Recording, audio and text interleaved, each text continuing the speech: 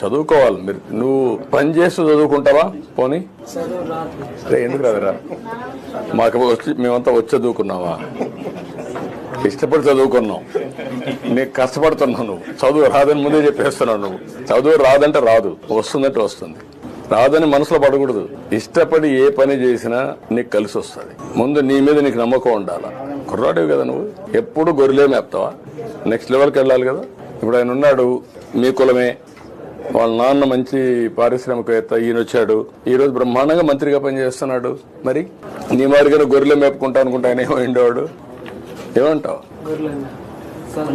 చదువుకుంటూ గొర్రెలు చదువు కూడా ఇంటికాడ నుంచి కూర్చొని నేర్చుకోవచ్చు. అప్పుడప్పుడు క్లాసులో పోవచ్చు, అప్పుడు డిగ్రీలు వస్తాయి. 2 పనులు చేయి. ఎందుకంటే చదువుకుంటే పెద్ద కష్టం కాదు. ఈరోజు సెల్ ఫోన్ వాడతావా? బ్రహ్మాండం కొడతావా? సెల్ఫీ తీస్తావా? మరి ఎట్లా నేర్చుకున్నావు? ఎందుకంటే మీరు బీసీలంతా మీ ఊరంతా ఓట్లు వేస్తారు. నాకు ఎప్పుడు వేసారా?